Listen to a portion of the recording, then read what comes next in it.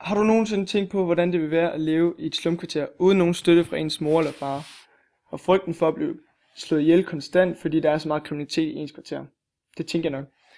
Det er det liv, Michael Oher levede, da han var yngre, men som også er hovedpersonen i den bog, jeg har valgt. Forfatteren, den bog, jeg har valgt, han hedder Michael Lewis, og bogen hedder The Blind Side, Evolution of a Game. Det er non-fiction, og der er også lavet en film til senere hen.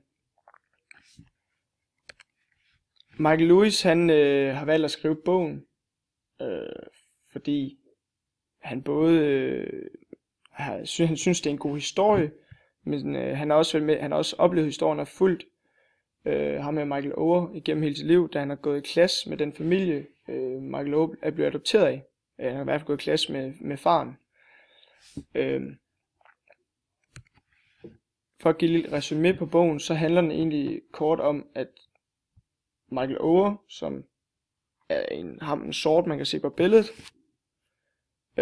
han levede et dårligt liv i slumkvarteret, med en far i fængsel og en mor, der var afhængig af stoffer og alkohol og egentlig ikke rigtig kunne passe på ham. Så det var hans onkel, der hjalp ham igennem hans yngre dage.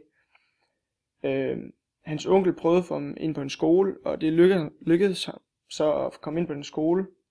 Han var ikke verdens bedste elev, og fik heller ikke særlig god karakter, men han var rigtig god til fodbold, amerikansk fodbold. Som også det, der han har udviklet sig igennem hele historien. Han er så blevet adopteret af en familie, som havde en søn, der gik på den skole. Og de syntes, det var synd for ham, så de tænkte, at de ville give ham en ny chance. Igennem bogen, så hører man om den måde, han udvikler sig på, både som menneske, men også i skolen, og selvfølgelig bliver han også bedre til fodbold, selvom han har et naturtalent inden for det.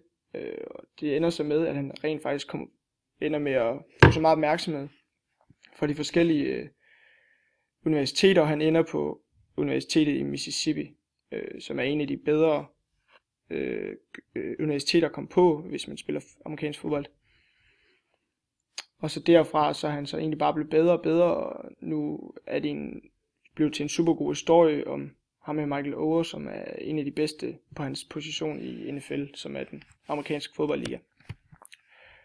Budskabet med den her bog her, det er nok, at man må yde, før man kan nyde, da han selvfølgelig har været igennem en hård barndom, selvfølgelig været heldig at få den her familie, som har givet ham en ekstra chance, men han har jo også været nødt til at kæmpe for det, da han ikke har været så god i skolen, og så videre.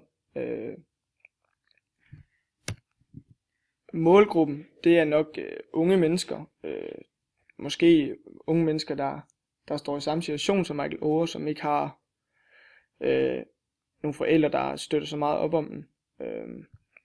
Samtidig med, så kan det også være,